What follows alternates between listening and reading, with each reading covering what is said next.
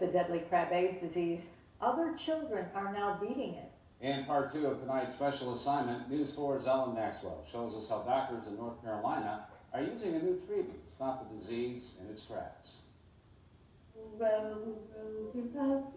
Anne Regari treasures every moment that she shares with her 3-year-old daughter, Gina. When she was 2 weeks old, Gina was diagnosed with Krabbe's disease, usually a death sentence.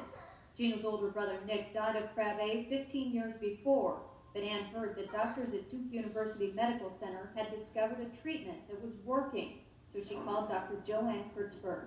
She asked me, how fast can you get here? How fast can you come? Because there's hope. The Regaris rushed Gina to Dr. Kurtzberg's capable hands in North Carolina and learned about cord blood transplants. Doctors at Duke take blood from healthy babies' umbilical cords and use stem cells in that blood to do bone marrow transplants. The procedure corrects the genetic defect causing Krabbe. We found that blood can substitute for bone marrow in a transplant, and that it doesn't have to match as closely as a bone marrow transplant would match.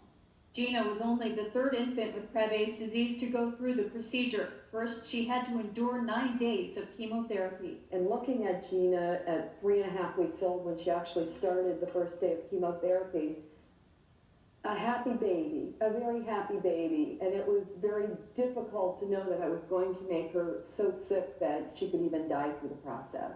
This is the Pediatric Bone Marrow Transplant Unit at Duke University Medical Center, where children from all over the world come for these innovative treatments, including Gina. It's not only prolonging their life, but they're functionally doing a lot better. The doctors at Duke have now transplanted 8 infants with Krabbe. There are various strains of the disease. Gina's is the most severe and already started causing problems with her motor skills, like walking, before the transplant took hold. 2-year-old Jeremy Thom had a less severe strain. He's able to run. The key to success is catching the disease early before damage is done. It could be a matter of weeks. Unfortunately, most parents don't realize their children are sick until it's too late. All 8 children who were transplanted have older siblings, like Nick, who died of Krabbe's, and their parents knew to have him tested. She's alive because of him, and to see her spirit, his spirit in her, and her being able to do so much, I don't know that you can describe those, put that into words, the feeling of love and hope and healing and happiness that she has brought us. Jim and Jill Kelly hold a symposium every year for other families affected by Krabbe's disease. It's a forum to offer support and new information. Tonight at 11, we'll have their reaction to Gina's progress. Live in the newsroom, Ellen Maxwell, News 4 at 6. That's incredible news there, isn't it? Great to see the hope. Yeah. Well, Dot Ball's forecast is next on News 4. And still ahead, more evidence against Saddam on the eve of another showdown at the UN. Great, thanks. When Jim Kelly was inducted into the Pro Football Hall of Fame, he called his son Hunter his greatest hero. News 4's Ellen Maxwell tells us how Hunter has helped other children as he approaches another birthday. Hunter Kelly continues to fight against the odds he's facing. With Krabbe's disease, he wasn't expected to live past his 2nd birthday. He'll be 6 tomorrow. He's been hospitalized many times with pneumonia, but he continues to pull through. His parents believe he holds on because he's here for a purpose, to save other children born with Krabbe's, and he has. Will you wipe Mommy's tears? You're gonna clean?